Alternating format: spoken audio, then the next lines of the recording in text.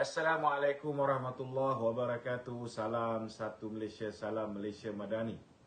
Kita ke udara pada petang ini untuk membicarakan isu-isu semasa. Tajuk yang saya pilih hari ini tuan-tuan ialah berhubung dengan kenyataan Azmin Ali yang mengatakan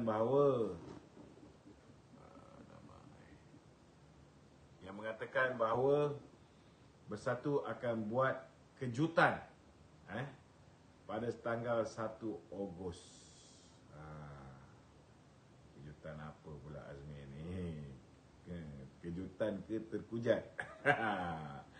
Saya nampak lebih kepada Bersatu akan terkejut kerana sekali lagi mereka hilang deposit di semua kawasan-kawasan yang mereka tandingi. Itulah kebarangkalian yang mungkin berlaku, tuan-tuan. Okey. Silakan. Okay, Dok. Ya. Berdasarkan kenyataan tadi, Dok, Ya. apakah pandangan Datuk terhadap ramalan tersebut? Saya nampak sekarang ni setelah hilang tulang belakang, kita kena sedar bahawa Bersatu selama hari ni tidak ada follower dia, tidak ada bak kata orang tu akar umbi yang benar-benar boleh menyokong mereka untuk memenangi sesebuah pilihan raya. Selama hari ini mereka ni bergantung harap kepada PAS. Mereka bergantung harap kepada PAS. Mereka bergantung harap pada jentera PAS. Mereka bergantung harap kepada pengundi-pengundi tegar PAS. Dalam erti kata lain, mereka ni menumpanglah PAS, kan.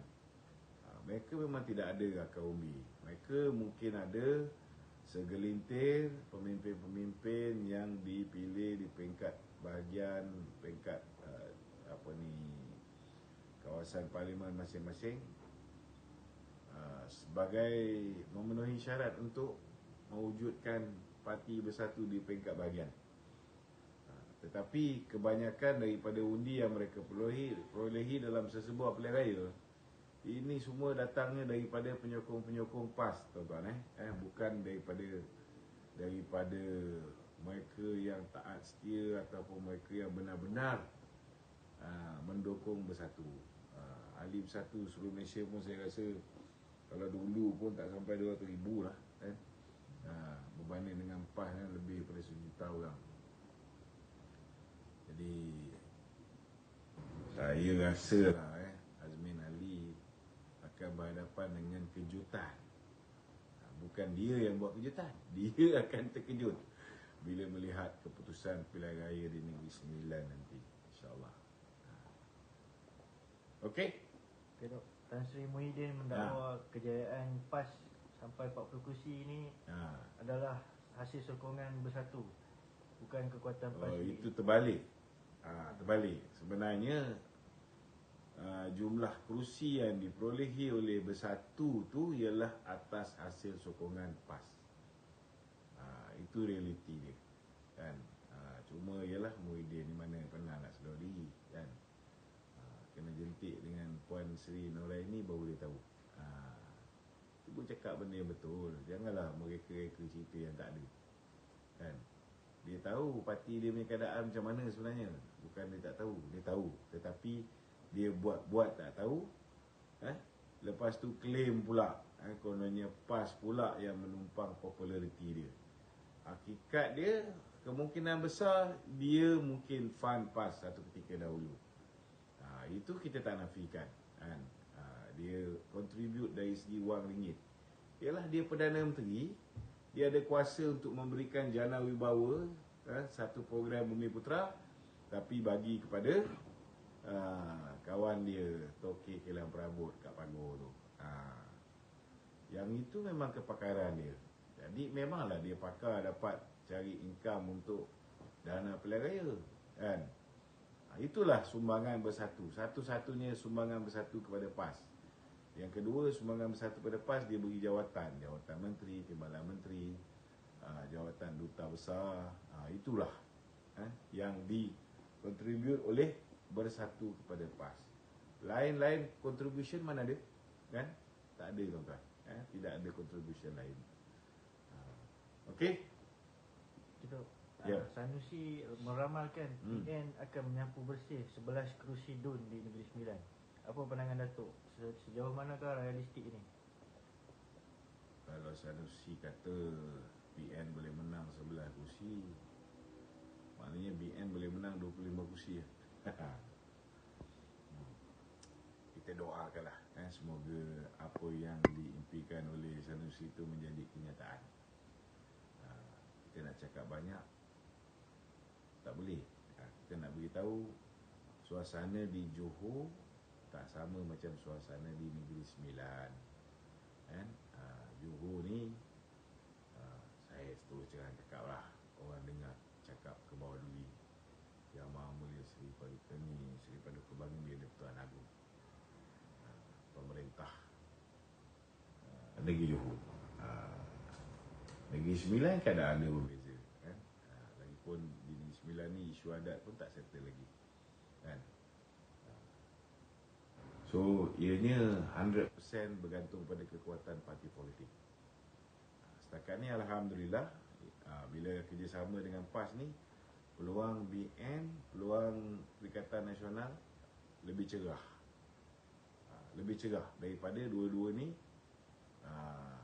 ikut solo macam PH. Memang berat lah kan. Berat sikit lah. Tapi kalau dah bekerjasama ni, peluang tu lebih baik lah berbanding dengan solo. Itu je saya boleh komen. Okey? Okey Tok. Berkenaan BN dan Kerajaan Perpaduan, ramai berpandangan BN dah tak berminat untuk terus bersama Kerajaan Perpaduan. Namun Datuk Seri Zahid menegaskan BN akan kekal bersama Kerajaan Perpaduan sampai tamat penggal, serta menafikan wujud langkah bengkok dan langkah Dubai. Apa pandangan Datuk? Dia macam ni lah. Dalam BN pun ada, dalam PH pun ada. Kadang-kadang banyak yang lebih sulu daripada kuah kan? Jadi kita ni di dalam Parti Barisan Nasional ni pengurusinya Datuk Seri Zahid Hamidi kan? Jadi kita dengarlah apa yang Datuk Seri Zahid cakap, kerana beliau ialah pengurusi Barisan Nasional. Kalau beliau kata kita masih lagi mendukung Kerajaan Madani, Kerajaan Perpaduan sehingga pilihan raya umum yang ke-16, maknanya itulah pegangan kita kan. Macam saya cakap lah, kalau boleh nak elak pertembungan antara BN dengan PH, tapi dah tak boleh nak elak. Bila masing-masing naik atas pentas, BN pertahankan BN kan, PH pertahankan PH. PM cakap jangan serang BN, tapi ada juga orang PH serang BN. Datuk Zahid pun sama juga.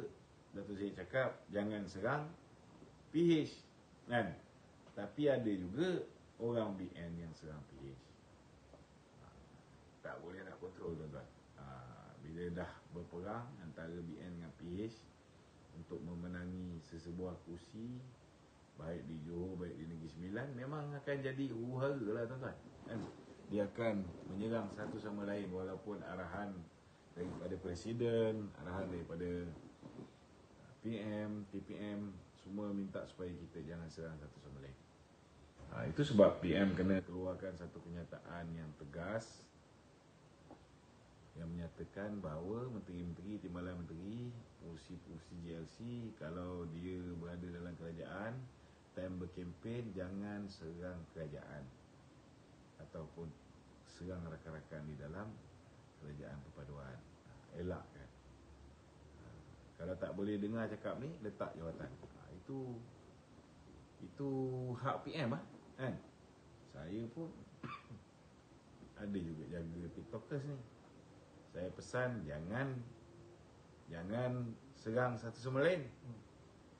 Dia orang serang. Tapi saya keras sikit daripada PM lah. Saya buang je 3 orang. Sebab degil kita cakap jangan kan. PM ni dia lembut sikit. Dia bagi amaran kan. Saya bagi tahu sekali. Kali kedua kita beritahu, degil buat juga, pecat terus. Habis itu. Okey. Okey Tok, dengan kenyataan Datuk Seri Zahid ni, adakah membuktikan hubungan PH dan BN kini kembali baik tu? Pandangan tu? Saya nak kata kembali baik tu tak adalah semakin baik. Kan? Bila bertembung dalam pilihan raya ni semakin parah lah, semakin tak bagus, kan? Cuma saya haraplah supaya PM, kan, selepas saja pilihan raya di Negeri Sembilan, carilah jalan, kan, panggil semua sekali, kalau boleh disatukan, satukanlah, kan? Sebab kita ada lagi pilihan raya lain yang boleh kita kerjasama. Macam Johor tu kita terpaksa lah pergi Solo, BN terpaksa pergi Solo, kan? Kalau di Negeri Sembilan, PH yang buat keputusan nak pergi Solo. Jadi BN tak ada pilihan, dia kena kerjasama dengan PAS, kan? Tapi di Melaka masih lagi boleh berunding, kan? Kalau nak berunding, kalau semua dah tak boleh kerja satu sama lain, fikir sendiri, kan? Kalau boleh elak, kita dah 3 tahun lebih, kan? Dulu Melayu perang dengan Cina ni, sekarang ni alhamdulillah suasana harmoni, kan? Orang Melayu, India, Cina boleh duduk aman, damai, rukun. Dan kita pun, bak kata orang tu, ada apa? Tak hidup. Ada orang komen Facebook Slow. Facebook kat ni telefon. Okey. Itu Facebook bukan. Okay. Itu kau punya. Okey, silakan. Okey tu. Dengan jaminan BN kekal dalam kerajaan perpaduan sehingga tahap penggal, adakah naratif mengenai usaha menjatuhkan kerajaan sudah tidak relevan? Masih ada pihak yang nak supaya BNPH pecah. Masih ada pihak. Dan masih ada pihak yang nak supaya kerajaan perpaduan ini tumbang. Ini kita jangan menipu, memang ada, kan? Tetapi saya yakin dengan kebijaksanaan Presiden UMNO. Kalau dia kata tidak akan ada tebuk atap, maka takkan ada tebuk atap. Saya yakin dengan pendirian yang diambil oleh Presiden UMNO. Yang lain kena ikut lah, kan? Dia kalau bertepuk sebelah tangan tak jadi. Kalau bertepuk 2 tangan, baru jadi. So selagi Datuk Zahid ni boleh kawal emosi dia, selagi tu insyaAllah tak ada masalah. Okey? Isu nama Perikatan Barisan Nasional. Cadangan Hamzah Azudin untuk menggunakan nama Perikatan Barisan Nasional disanggah oleh Tok Rosdi sebagai tidak relevan. Apa pandangan Datuk? Dia nak buat cadangan nama ni, siapa pun boleh buat cadangan nama. Sebelum ni dia orang cadangkan nama Muafakat Nasional. Kita ada peristiwa yang tak cantik pasal Muafakat Nasional ni. So kita tolak nama Muafakat Nasional. Sekarang ni Hamzah pula cadangkan supaya Perikatan Barisan Nasional. Saya nak beritahu, kerjasama kita dengan PAS ni ialah lebih kepada mutual understanding. Tidak ada apa yang dipanggil sebagai gabungan baru, gabungan ataupun new coalition. So buat masa ni tidak perlulah, kan? Saya setujulah dengan pandangan Datuk Seri Wan Rusdi bahawa nak namakan kerjasama ni sebagai Perikatan Barisan Nasional tu belum ada keperluan. Belum ada keperluan kerana ianya adalah satu kerjasama tidak rasmi, kerana kebetulan Negeri Sembilan ni PH dah jalan solo dulu, kan? Jadi di Negeri Sembilan ni kita kerjasama, bak kata orang tu kita ada mutual understanding ataupun persefahaman, di mana BN bertanding 25 kursi saja, lagi 11 kursi PAS bertanding, kita tak kacau dan kita support each other, kan? Mungkin kat Melaka BN dengan PH, kan? kat tempat lain BN dengan PH, tak tahu lagi. Tengoklah nanti keputusan parti macam mana. Kan? Okey. Kita ni ada satu komen. Agak-agak BN dapat tak kerusi di negeri SG4, terutama Terengganu? Saya yakin kalau BN bagi contoh ya, kalau kat Negeri Sembilan kita bagi sampai 11. Kan?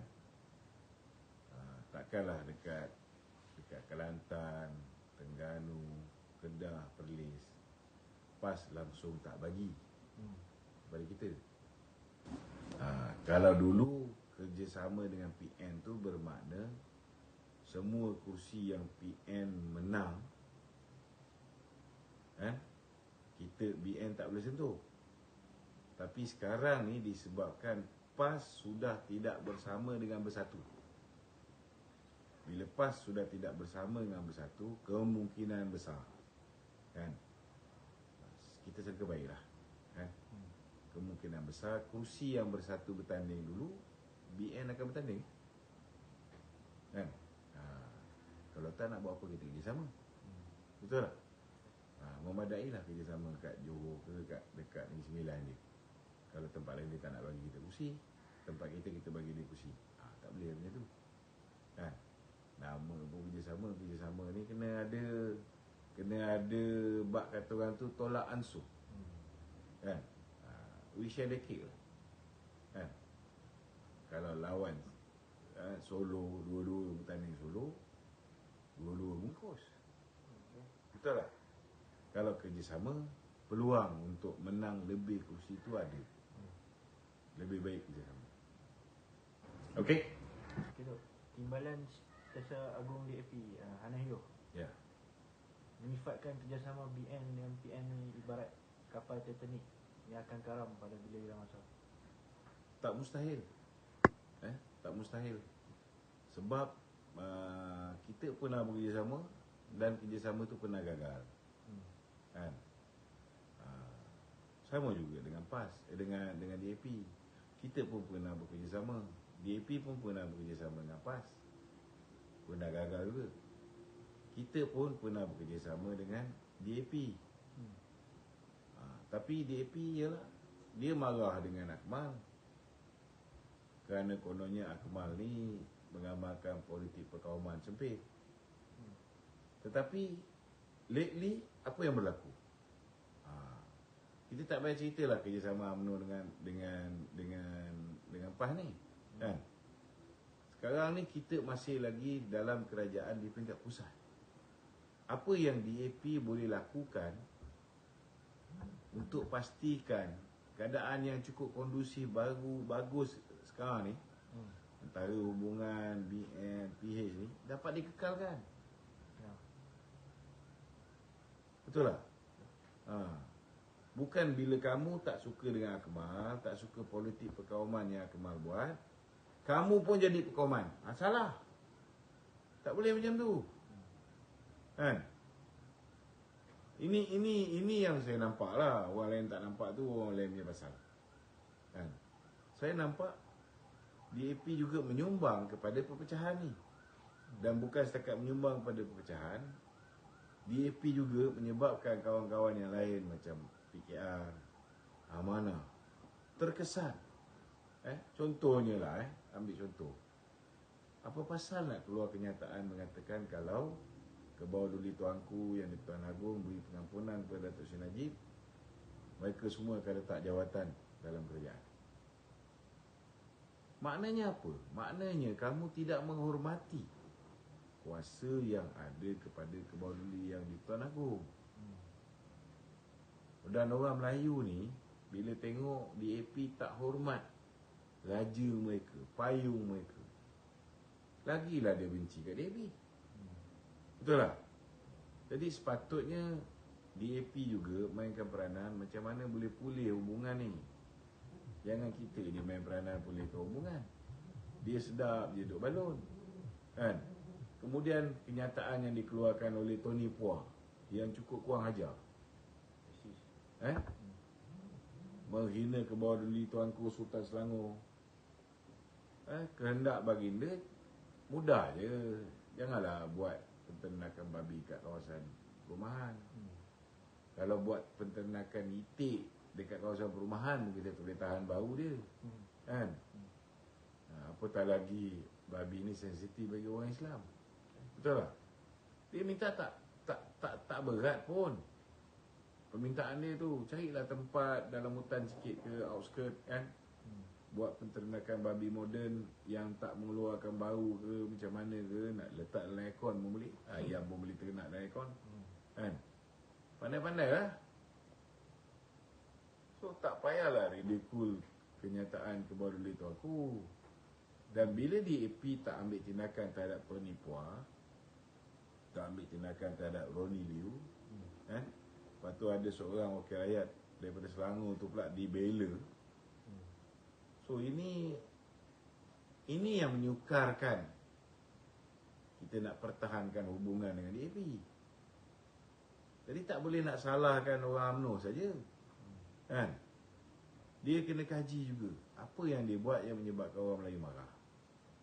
Kalau berterusan kita diam saja, itu yang orang kata kita amdak. Betul tak? So dalam sesuatu perhubungan, kalau suami isteri pun kena ada give and take. Apatah lagi dalam sebuah pakatan. Kan? Kenalah, janganlah ekstrim sangat. Kan? Semata-mata nak dapatkan undi Cina, kan?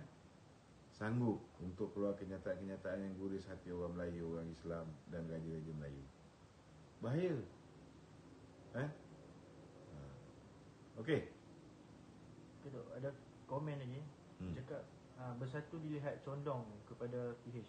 Apakah mereka akan bersama dengan PH? Saya rasa susah sikit lah. Sebab pengkhianatan Azmin Ali pada Datuk Seri Anwar ni pun bukan senang nak dimaafkan. Kemudian langkah Sheraton pun bukan senang nak dimaafkan. Tetapi dalam politik tidak ada apa yang mustahil. Kalau sesuatu pihak tu terdesak, kan? Siapa juga yang mereka boleh collaborate, mereka collaborate. Kita pun tak boleh nak salahkan. Sebab kita pun walaupun tak percaya dengan PAS macam mana pun, last kali kita collaborate dengan PAS. Betul tak? Maknanya keadaan sesuatu keadaan itu boleh mengubah pendirian seseorang. Kita pun tak sangka Datuk Zahid akan setuju kerjasama dengan PAS balik. Betul tak? So nak buat macam mana? Negeri Sembilan PH umum nak pergi Solo. So kita terpaksa jugalah kerjasama dengan PAS. Harap PM panggil lah pimpinan-pimpinan di dalam kerajaan Madani selepas 1 Ogos ni, panggil semua sekali, duduklah semeja balik, carilah titik persamaan dan elakkan daripada makin teruk perpecahan. Okey? Itu ada komen lagi. Dia minta Datuk Ulas apakah peranan MCA tu dalam BN ni? Apakah dia menjadi lebih ataupun kelebihan kepada BN? Sekarang kita dalam pilihan raya, lebih baik saya tak komen lah. Okey, ada lain? Betul, berkenaan Rafizi. Ya. Rafizi menindir kabinet PMX dengan dakwaan ada pihak yang depan senyum belakang tikam. Ya. Apa pandangan Datuk terhadap kenyataan ini? Dan bukan dalam kabinet je. Dalam satu parti pun, kan? Rafizi sendiri buat benda itu. Kan? Depan dia senyum, belakang dia tikam Datuk Seri Anwar. Kau-kau dia tikam. Kan? Dulu dia setakat fitnah kita je, Barisan Nasional. Datuk Najib difitnah, Datuk Seri Rosmah difitnah. Kan? Tan Sri Syarizat difitnah, Datuk Saleh difitnah. Kan? Lepas tu dengan parti dia sendiri pun ditikam. Kan? Inilah manusia bernama Rafizi. Bersembang, cakap macamlah dia ni bermoral sangat, kan? Okey? Keduk, soalan terakhir. Ada yang tanya, apakah ramalan Datuk mengenai PRN Negeri Sembilan yang akan datang? saya. Sengit. Sengit.